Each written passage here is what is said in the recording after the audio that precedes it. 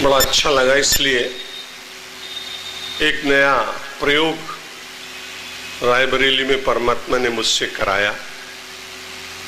अब मैं जितने दिनों प्रवचन कहीं भी करने जाऊंगा, अपनी शाब्दिक पूजा करने जाऊंगा, वहां मुझे अच्छा लगा कि रायबरेली से मेरा कार्यक्रम प्रारंभ हो रहा है। अब जहां जहां प्रवचन होंगे वहां पहले ध्यान हुआ करेगा और बाद में प्रवचन हुआ करेगा। बड़ी अच्छी बात ये लगी कि कोई राजनीतिक नेता में इतने 5-10 हजार लोग एकत्र होते तो वहां वो ये कहता, हल्ला बोल। वो वहां कोलाहल कराता, भीड़ होती, लोग अपनी चर्चा करते होते। लेकिन इस कठिन कलिकाल में रायबरेली ने एक प्रमाण दिया कि अध्यात्म शांति और नीरवता बिखेरता है और राजनीति केवल कोलाहल प्रदान करती है। उस राजनीति का परिष्कार यदि हो जाए तो गांधी युग में जा सकती है। महात्मा गांधी से बढ़कर कौन राजनीतिक व्यक्ति हो सकता है? पर गांधी जी ने राजनीति को सुव्यवस्थित और कल्याणकारी रखने के लिए प्रतिदिन उन्होंने प्रार्थना कराई।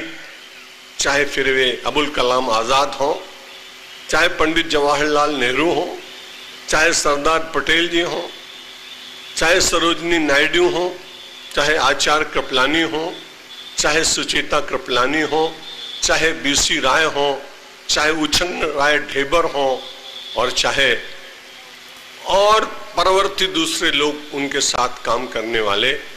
मुझे लगता है प्रार्थना और ध्यान समाज को शांति देने में बहुत बड़ा योगदान कर सकता है।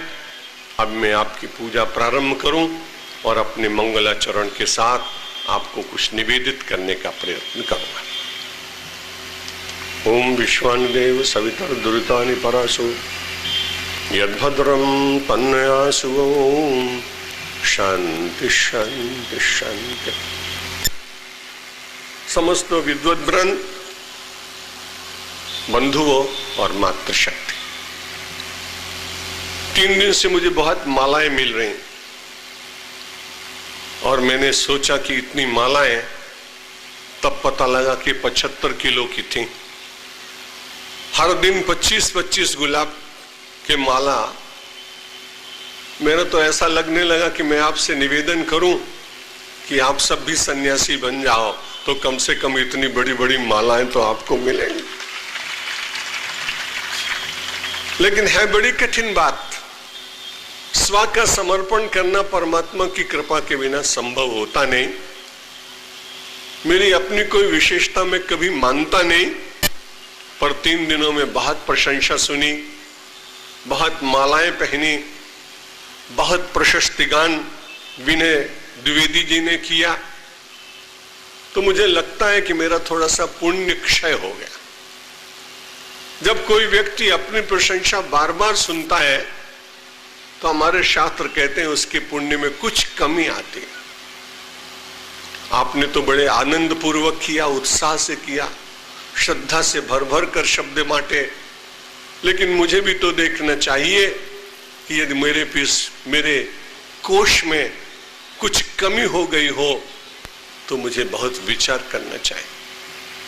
तो एक महात्मा ने मुझे बताया कि जब तुम्हारी बहुत प्रशंसा हो, नागरिक अभिनंदन हो, तो कहीं अहंकार न आ जाए और तुम्हारे भीतर जो पुण्य का कोश है यदि कहीं कम हो गया हो तो उसको पुनः प्राप्त करने के लिए एक काम करना। मैंने पूछा, महाराज क्या करूं? बोले, भगवान नामोच्चारण कराना, उनका भी लाभ होगा और तुम्हारा भी लाभ होगा। अब आपका होगा कि नहीं आप जाने, पर मुझे तो लाभ होने वाला ही। श्री राम जय राम, जय जय राम।